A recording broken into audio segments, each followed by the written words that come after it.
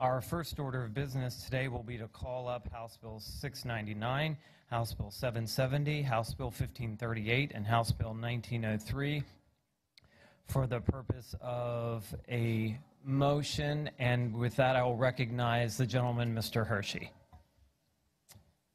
Thank you, Chairman, for your time. And I certainly recognize the importance of these issues that we're bringing up today.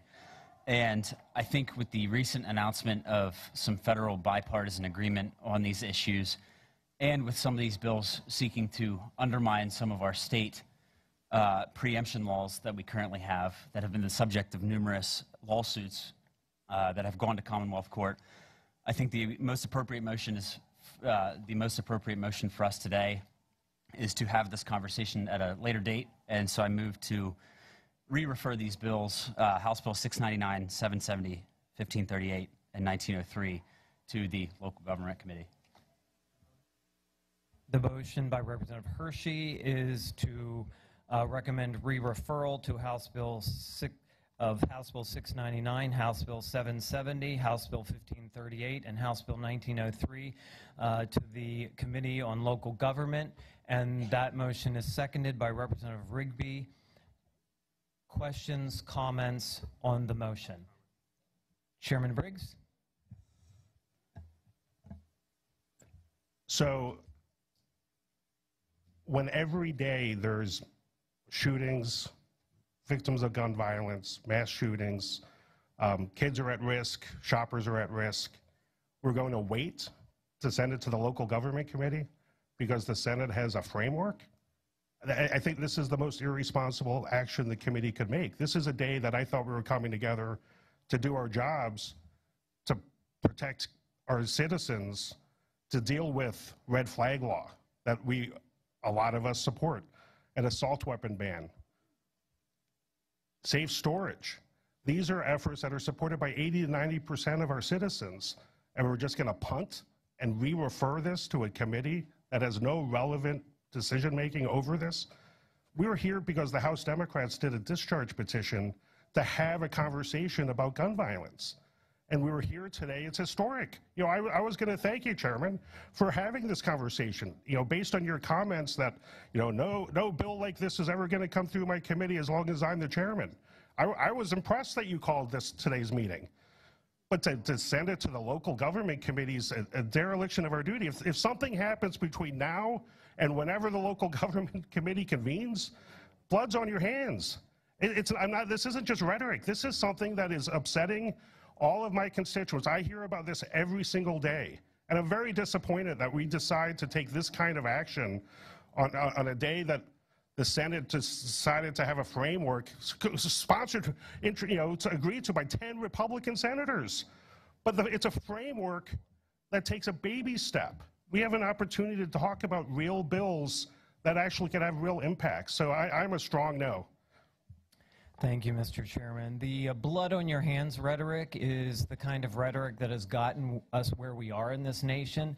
The blood is on the hands of the criminals who illegally obtain and use firearms in the city of Philadelphia and in other places around this country that are unfettered by the out-of-control district attorneys who fail to prosecute the crimes. I thought we were talking about gun safety violence.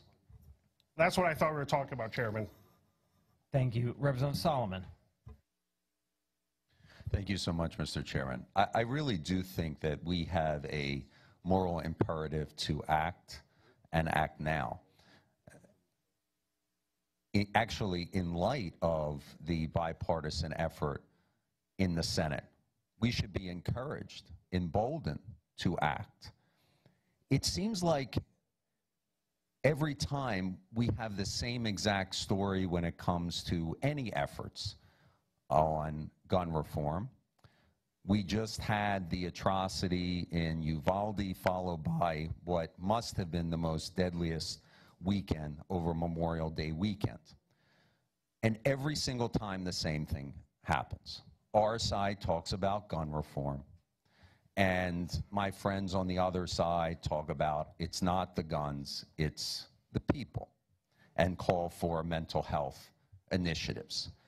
I'm just wondering why that leads to constant inactivity. Nothing. Crickets, silence. We have an opportunity to embrace both efforts, but do it now. People in my district, seniors who are scared to go out of their homes, parents who are scared to have their kids walk to school, and all individuals in my community who fear going to their local recreation centers. We can do better. We must do better for the people of Pennsylvania. Thank you, Mr. Chairman. Thank you, Representative Schusterman. I appreciate you bringing this meeting. And I look at all of us, my colleagues, and we need to be leaders in keeping people safe. And I just had a meeting with the police chief, and he said, please get the military-style weapons away from people. We cannot compete with that. And I happen to be in a district in Chester County where our police have every bell and whistle possible. They have all the support possible. And they are begging me to ban assault weapons. And I don't understand the need for assault weapons. I don't understand why an 18-year-old who can't even buy a six-pack needs an assault weapon. So we have the opportunity to lead, but currently we're being led both federally and by New York State. We have a deep history here in Pennsylvania. We need to step up and lead. And then I just want to mention the seniors, kind of echoing what Rep. Solomon said. The Republican, the Democratic, the I don't care about parties, the independents, seniors in Chester County want change. So let's give them change. It's time to listen to the people of Pennsylvania. Thank you. Representative Hambidge. Thank you. I'm particularly concerned about the rhetoric around only criminals having access to guns or it being people that have illegally obtained firearms causing death. There are about 47,000 suicides in this country annually. 50% of them are by gun. And suicide is responsible for nearly 2/3 of gun deaths nationwide.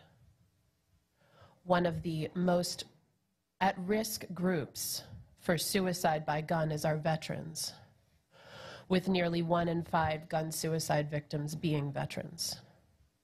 9 out of 10 people who attempt suicide do not reattempt. And I worked for years as a suicide prevention counselor following instances of suicides in my life. And means reduction, taking guns out of people's hands, taking the means away from them where they can make short-term decisions with very long-term consequences, can protect so many lives. So for the sake of our veterans who work so hard for us and risk so much for us, and then come home and are dealing with issues, there are absolutely people who are in crisis, who need help before they do something drastic. And this ERPO bills in particular are a means to protect them. And by not bringing this legislation forward today, we do a disservice to our people and our veterans in particular. Thank you. Thank you. I have given a lot of latitude on this issue and talking about everything except the motion. I would also respond to the representative. There is a 302 mental health commitment process that has worked in Pennsylvania, and that is something that is available for those mental health issues. We need to move on the motion. Does anyone have a comment on the motion? Representative Stevens. Thank you. And I share many of Representative Hambidge's sentiments, but I have a question. Procedurally, I'm just trying to, I want to understand the paths here. So procedurally, what the vote or what the motion contemplates then is that this committee report out all 4 bills with a recommendation to the Speaker to re-refer them to the local government committee. Is that accurate? That is correct. And so a no vote then would be a vote to not report the bills out to the full House with that recommendation, right? It could be seen that way, correct. So, okay, so when the bill gets to the House, because we're in June, do these bills automatically go to the Rules Committee, or does the Speaker refer them to a particular committee upon receiving our report back out? That would have to be a question for the Speaker. That's not necessarily a question that I can answer. We are recommending the re-referral, and the Speaker would have to go from there.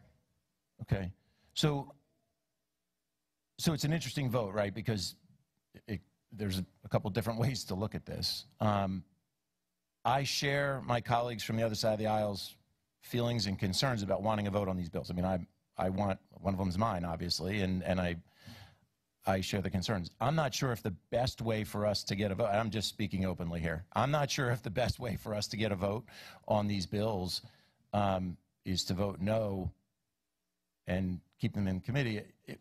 You know, the chairman respectfully has had his position. I know that Chairman Briggs mentioned it before. So there's an opportunity to at least advance them to the House floor. And I'm throwing that out there really for discussion, I guess, with the greater body here in the committee in terms of, for those of us that would like a vote on these bills, does it make sense to be a no, or does it make sense to be a yes? I'm kind of throwing that out there as a question. Other comments on the motion? Representative Kincaid. Thank you, Mr. Chairman. First of all, I believe that the local government committee is unequipped to handle these bills. All of them contemplate some kind of a criminal charge aspect. That is exactly what the Judiciary Committee is supposed to be for. If we are not going to contemplate them, how can we give them to a committee that does not have the knowledge and expertise to actually consider specifically criminal acts? Specifically with relation to the Extreme Risk Protection Order, Mr. Chairman, you brought up the fact that we have 302 laws or in place, but 302 permanently deprives people of their ability to have a firearm, ever. ERPO changes that. I must correct the record. That is not correct. The federal government has determined that the 302 mental health commitment process doesn't permanently impair someone from their Second Amendment rights.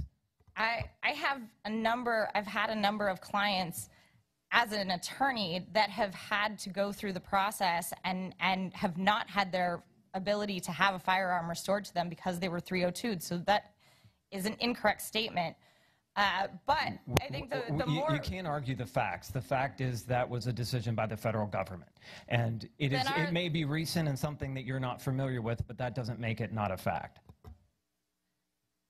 As somebody who's actively practiced law, I think I have some experience. But the other aspect of this is that if we are going to have a motion that we are transferring this to the local government committee based on the idea that we have a Senate agreement on this. The Senate agreement, if anybody has looked at it, specifically contemplates giving incentives to states to pass ERPO legislation, specifically ERPO legislation. So why are we not bringing that up? And in the time that I've been here, and admittedly I haven't been here that long, but in the time that I've been here, I've never seen a bill be re-referred and not automatically go to that committee. We've never taken action on it on the floor. So this is an act of cowardice. Thank you. Thank you. Anyone else on the motion? Representative Weinstein. Thank you, Chair. I think we need to be able to hear from the prime sponsors of these bills. I know it may be more in the line of courtesy, but it is a courtesy that is almost always extended when a committee hears someone's bill that the primary sponsor be permitted to speak. And I think the primary sponsors ought to be able to speak on a motion that would affect the time and the efficacy with which we dispose of the bills. We have an opportunity to vote on these bills now, get them to the floor, and have full votes on all of the issues as much as possible. I fear the referral back to local government would just be yet another delay in this process. So I would ask, and I do have, because I was requested by Representative Frankel, Chairman Frankel, who is chairing his own committee right now, but is prime sponsor on House Bill 1538. He had asked me to present his comments, and I think his comments on the motion do speak. Well, they do speak to the motion in the sense that they speak to the urgency of hearing and determining the fate of House Bill 1538 as soon as possible. And so, if I may be permitted to read his no, into the record. because that is not being granted to all those because it's currently on the motion, not on the substance of the bill. Okay. So if that's all you have on the motion, I'm going to move on to Representative Dawkins. Representative Dawkins, you're in order. Thank you, Mr. Chairman. Just a few questions, I guess, on the motion. This committee has been given the task to kind of take up some of these bills that deal with Title 18 and other statutes of the law as it pertains to criminal activity.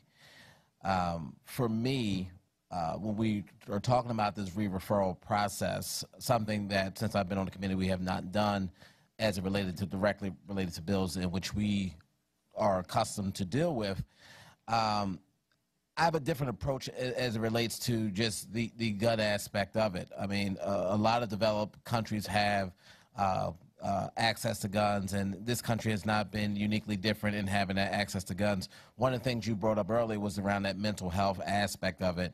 And one of the things that's unique about this country is the fact that we have more mass shootings than any of them other developed countries who have access to the same firearms. If we're not willing to do this, my question simply is, what are we willing to do? I'm here to do something.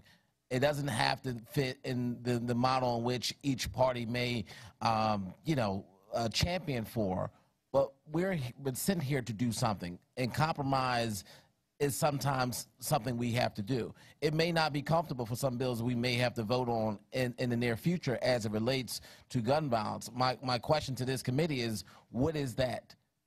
What does that look like, and how can we get to that objective? Because as the chairman said in the beginning, communities out there are afraid. And if we are sent here to be their elected representative, what can we do or bring back to offer as that compromise to bring about some type of peace, of settlement, of any reassurances that their government is working? One of the main things that's broken that I've seen and that people I talk to is they don't believe that we are capable on both sides of the aisle to work together for any solution that pertains to the common man and woman. At some point, we have to put aside whatever the differences are and come up with something. And I would hate for us to adjourn, to refer this back out. I'm not saying these are the perfect vehicle to get it done, but show me or give me something to work with so we can get to that ultimate goal. And it may not be what we all want, but we have to have a pathway to get there in order for us to bring order back to the communities in which we all serve, because this is not just a Philadelphia issue. If it was, we'd be the first one to try to figure out if that is, if our district attorney was the only problem in this equation, he will be gone. And if we feel that that is our ultimate goal, then we find someone who can replace him that can do the job that we believe needs to be done. But that is not what we're discussing, because this is clearly a more national problem that we're dealing with around mental health, around access, around all those things, because we all have access, but you don't see me running into schools and shooting them or anything like that. So we have to kind of get a little bit closer to the framework in which we're all willing to agree to, but you got to give us some type of pathway and show us where we can actually have a discussion openly to get to that ultimate goal. So thank you very much for giving me the latitude. Thank you. Chairman Briggs. Okay, Representative Rabb. Thank you, Mr. Chair. I have a question for the maker of the motion. I understand why you could argue that HB 1538 could be re-referred to local government. It's a preemption bill.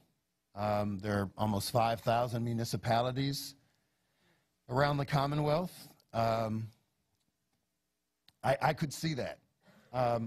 I don't understand how the other bills would fit so neatly in another committee. And I guess the other point is, you all are in the same political party as the Speaker. The Speaker referred these bills after the discharge resolutions to the Judiciary. Speaker Cutler's a smart man. It was not whimsical that he sent these bills here, particularly since many of them address Title 18. This is under the purview of Judiciary. Do you think Speaker Cutler was out of line in referring these bills here to begin with? Because it's normally where these bills would be considered. So I'm curious what your thinking is with regard to the whole spate of bills that you've put into this motion. You're permitted to speak on the motion, but we're not in an interrogation session at this moment. So, I didn't mean to interrogate, Mr. Chair. I was just curious, just like Representative, my colleague from Montgomery County inquired about the nature of the motion and how we are coming to decide how we're going to vote. So that was rhetorical. Okay, then you're welcome to proceed. Well, here's the problem with it being just rhetorical. You don't allow for conversation between colleagues. That's not your style. You won't have, I mean, you said so. So this is not. There are lots of conversations that happen outside the meeting where there's a motion on the floor, so it's not conversation time. Well, here's the challenge. I'm giving a lot of latitude on on speaking on the motion. So I understand that, and I appreciate that, Mr. Chair. You also took some latitude because it's your right as chair to talk about district attorneys, et cetera, that were far afield, I believe, from the motion itself. But my point is, if this motion passes, you're probably going to adjourn the meeting, and then we won't talk about this. Actually, I see Senator Bartolotta in the back of the room, so we would like to proceed to her bill if we can get to it today. That would be great. I mean, we certainly expect it to be here for a while because these are substantive bills that would not be in this committee if it weren't for the discharge resolutions that got us here. I mean, the record is clear when we talk about Democratic bills being considered in this committee. This is the most active standing committee in the House. The majority of bills that have been referred to this committee are actually Democrats. Democratic bills with some bipartisan support. Virtually 100% of bills that come out of this committee or that are voted on successfully and leave this committee. Virtually none of them are Democratic bills. I'm glad that for a moment, a fleeting moment, we had the opportunity to discuss these bills. But given that that's not on the table, it seems, if this motion is passed, I'm concerned, what are we doing beyond talking about the remaining bills, which are important as well, that we're missing an opportunity. And so I'm trying to get clarity in the very rare moment where we're talking about bills that we're not used to talking about, because it's not the track record of this committee to substantively address or even bring up for a vote Democratic bills, with perhaps one exception.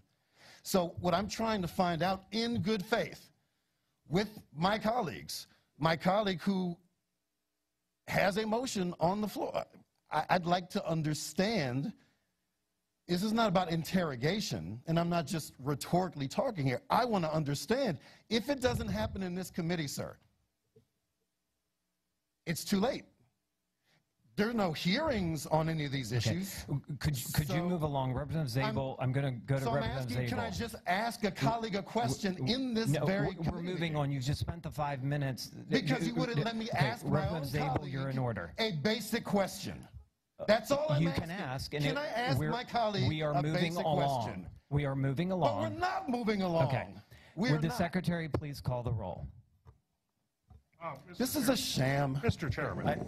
I have a procedural question. Representative Zabel, if you would like to go ahead and speak. On the motion, Mr. Speaker, look, these bills all belong in judiciary. We know it. They cover the subject matter. I have respect for all of my colleagues who sit in this committee, and I do believe you're representing your constituents and what they want on this. But what I can't sit through is pretending this is anything more than efforts to bury these bills. That's what this is. We got to be honest. That's what this is for. This isn't moving the ball forward. This is kicking it under the bleachers. That's fine. But for everybody who hears this, understand this is specific to Pennsylvania. Florida has a risk protection order. Just the other day, we saw, as was referred to in the opening comments by the maker of the motion, a group of bipartisan legislators coming together to forge an agreement, find common ground. That's not happening here. This is a motion to bury these bills. There's no doubt that's what's intended to happen, and for that reason, I believe we should oppose them. Thank you. Thank you, Chairman Briggs. Thank you, Chairman. 2018, we had a different chairman who actually had days of hearings on a very difficult topic. After those hearings, there was a couple bills that he selected that he probably didn't support to have votes on. 2 of those bills passed, but we had a conversation. We worked together. It was bipartisan. Some Democrats voted no, some Republicans voted yes. And one of those bills finally got put into law. I'm going to answer Representative Stevens' rhetorical question. A lot has changed since then, but the most important thing that has changed, that's why I actually asked to be the chair of the Judiciary, because I was so frustrated in 2018 that we had a Democratic chair who voted against those proposals. And I thought we could do a better job. We have a great committee who wants to talk about these issues. A lot of them want to be on this committee because of gun violence in their communities. But the answer to Todd's question is, I think it's clear they're sent here to bottle them up. These bills, they should be here, but the intent to have Chairman Kauffman as the chairman is because they know he will never bring these bills up for a vote. So in an interesting topic, I'm going to actually support Todd's idea, because we probably have a better chance in June when this gets referred to the Rules Committee to deal with Leader Benninghoff, who I would never think is more reasonable of a leader, but today I think he is. I think we can actually have an impact with Leader Benninghoff on these issues more successfully than we would in this committee. So I know it took me a while to get there. I think we should be doing these in Judiciary, but we don't have a Judiciary Committee that will do this. So if it does end up going to local government, maybe we have better chance with Chairman Knowles to have this conversation, because we have not had a conversation on gun violence in 3.5 years since the new makeup of the committee. So it kills me to say that I think the committee's broken. It kills me to say that the Judiciary Committee just is not up to the task to have real discussions on gun violence. It's very upsetting to me. It's very upsetting. It's disappointing that I came thinking we were going to have a real conversation. But I'll be voting these bills out of committee, because I think that's the best thing I can do, is to get them out of the Judiciary Committee, and hopefully we will be able to make impact with the Rules Committee and Leader Benninghoff. So I might be the only Democrat, but I just wanted to throw out that perspective that they're dead here. And Chairman Kauffman's comments in 2019 made it very clear to all of us that he will never advance gun safety violence measures out of his committee as long as Chairman Kauffman is the chairman. Thank you. Would the secretary please call the roll? Chairman Kauffman. Yes. Representatives Bonner. By designation, yes. Dowling, on leave. Representative Ecker. By designation, yes. Hershey. Joswiak. Kale. By designation, yes. Clunk. Knowles. Lewis. Mahalik. By designation, yes. Millard. By designation, yes. Rigby. Schemmel. Stevens. I have a parliamentary inquiry. It's not in order. We're in the middle of a vote. well, I'd asked to be recognized before. If we vote yes, and then there's a vote on the referral, because we do not refer the bill. This is not a vote to refer. So if we vote yes to discharge, to report this bill, and then there's a vote on the House floor to not refer it to the local government committee, does it just stay on the House calendar then? It's up to the Speaker and the parliamentarian. All right, I think it does. I'll be a yes. Chairman Briggs. Yes. Representatives Dawkins. Hanbidge. Hohenstein. Kincaid. Lee. Designation no. Rabb. Schusterman. Solomon. Zabel. Thank you. The motion for re-referral of House Bill 699, House Bill 770, House Bill 1538, and House Bill 1903 is sent to the Speaker.